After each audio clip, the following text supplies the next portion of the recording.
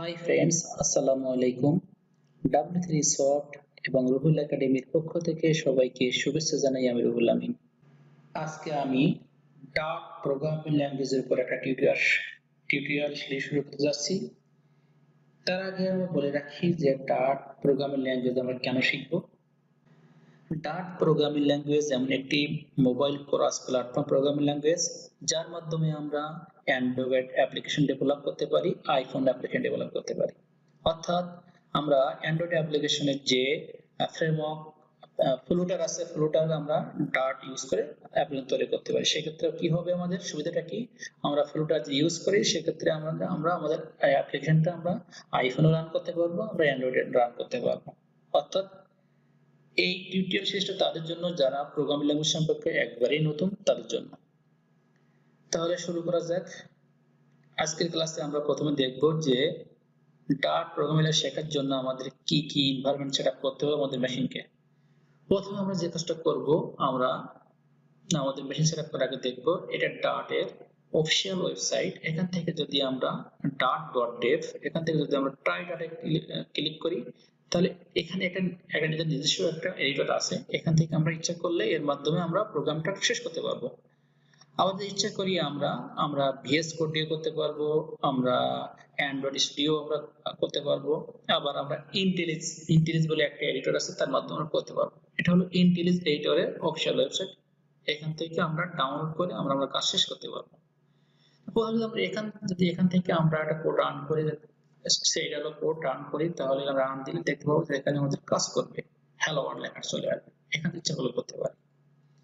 আবার আমরা এখন করব সেটা হচ্ছে যে আমরা ডার্ট প্রোগ্রামিং ল্যাঙ্গুয়েজটা আমরা ডার্ট এর যে এসডিকে আছে সেটা আমরা ইনস্টল করব, আর এইটাটা ইনস্টল করব। তার আগে আমরা ডাউনলোড করতে হবে। আমরা প্রথমে কি করব, এখান থেকে আমরা যে এডিটরটা ইউজ করছি ইন্টেলিজ এডিটর, এখান থেকে ডাউনলোডে ক্লিক করি। ক্লিক করার পর আমার সামনে যে উইন্ডো আসবে, এখান থেকে দুইটা অপশন থাকবে, একটা আলটিমেট, একটা হলো কমিউনিটি।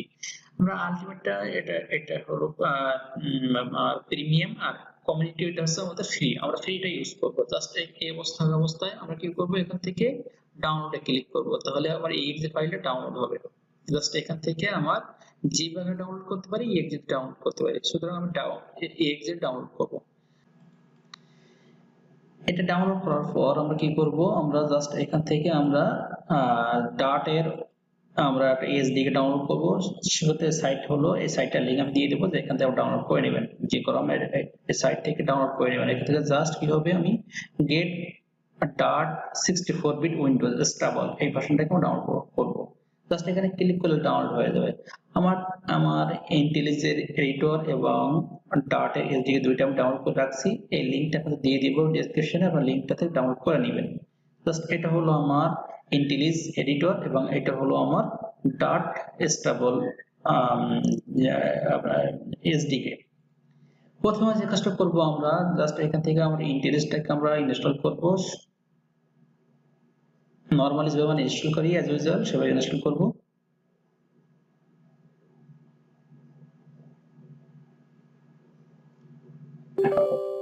ইয়েস দেব, এখান থেকে আমি নেক্সট এখান থেকে সব চেক বক্সগুলো আমি চেক দিয়ে দিব।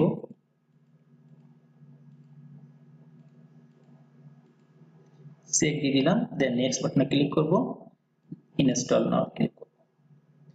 অল্প কিছুক্ষণের মধ্যে এটা আমার ইনস্টল হয়ে যাবে। এখন আমরা এখান থেকে আমরা কি করব, I want to manual register letter দিয়ে আমরা ফিনিশ করে দিলাম। এরপর আমরা কি করব, আমরা এসডি এটা আমার ইন্টেলিজ এডিটরটা আমার ইনস্টল হয়ে গেছে। এরপর আমরা ডট এসডিকেটাকে আমরা ইনস্টল করব। জাস্ট ক্লিক করলাম, ক্লিক করার পর ইয়েস দিলাম। ইয়েস দেওয়ার পর আমি এখানে আই অ্যাকসেপ্ট দিয়ে নেক্সট বাটনে ক্লিক করে অ্যাজ ইউজুয়াল আমি ইনস্টল করে দিলাম। ইনস্টল। হ্যাঁ, এক্ষেত্রে যদি আমরা এসডিকে স্টেবল ভার্সনটা আমরা ইউজ করতে চাই, তাহলে ইনস্টল করার সময় আমরা অবশ্যই ইন্টারনেট কানেকশন থাকতে হবে, কারণ সকল ফাইল ফোল্ডারগুলো ইন্টারনেট থেকে ডাউনলোড হওয়ার পর ইনস্টল হবে। সো যার ইন্টারনেট স্পিড যত ভালো সে তত ডাউনলোড করতে পারবে। দেখতে পাচ্ছেন এখানে আমার 178 মেগাবাইট অলরেডি ডাউনলোড হয়ে গেছে। জাস্ট ডাউনলোড হবে, ইনস্টল হচ্ছে, ইনস্টল হয়ে যাবে অল্প কিছুক্ষণের মধ্যে। ইনস্টল হওয়ার পর জাস্ট এখানে আমি কি করব, জাস্ট এখান থেকে নেক্সট বাটনে ক্লিক করব, ক্লিক করার পর ফিনিশ দিয়ে দিলাম।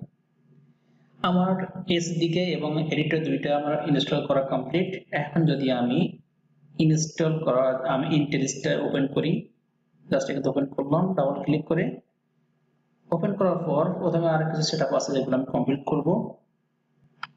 এখান থেকে আমি প্রথমবারের জন্য কি হবে, আমাকে চেক বক্সে চেক দিলাম, দেওয়ার পর আমি কন্টিনিউ করলাম। কন্টিনিউ করার পর জাস্ট এখান থেকে আমি যদি এমন কোনো মেসেজ আসে আমি ডোন্ট সেন্ড দিলাম। ডোন্ট সেন্ড দিয়ে আমি এই ইন্টারেস্ট ওপেন হবে।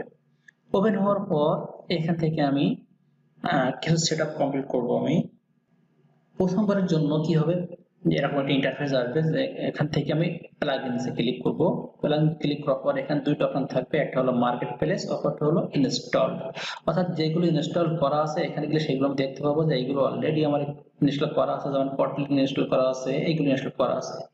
যে মার্কেট প্লেসে যাই তাহলে এখানে দেখা যাবে যে আমার যেগুলো ইনস্টল করা নাই সেইগুলো এখানে থাকবে।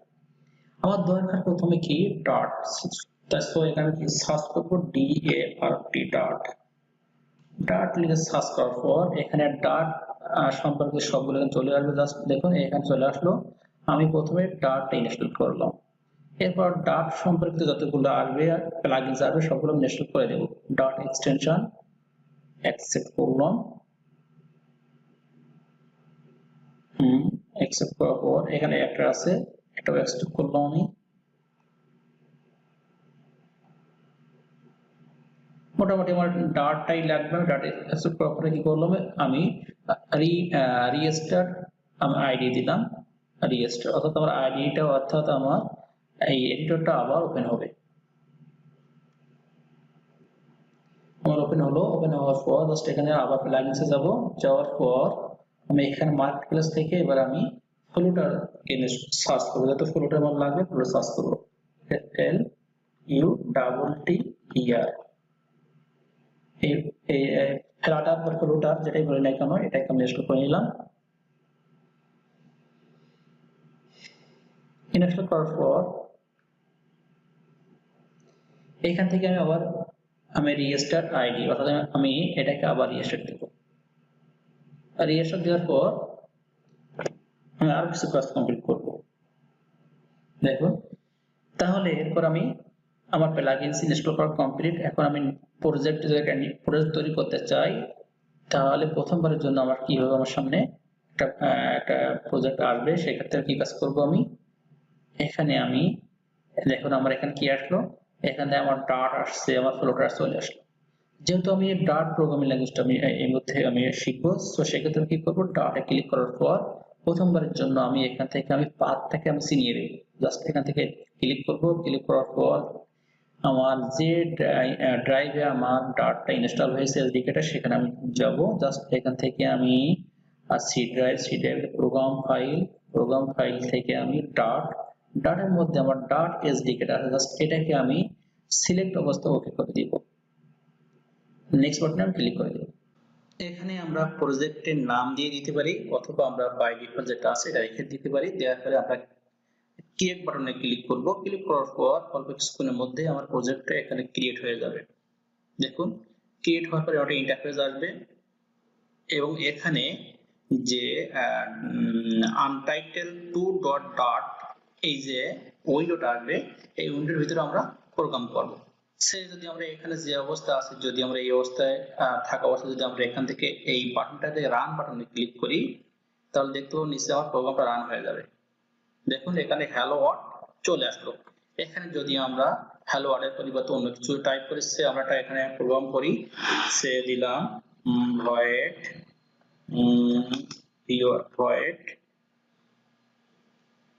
ভয়েড, এরপর আমি এটা দিলাম মেইন, একটা ফাংশন দিয়ে আমি এখানে দিলাম এটা প্রিন্ট করব। এখান থেকে আমি প্রিন্ট কি ভয়েড কি মেইন কি এগুলো আমি দেখাবো আপনাদেরকে। প্রিন্ট দিয়ে আমি এখানে বললাম, এর ভিতরে বলে দিলাম আমি বাংলাদেশ বা বিসমিল্লাহ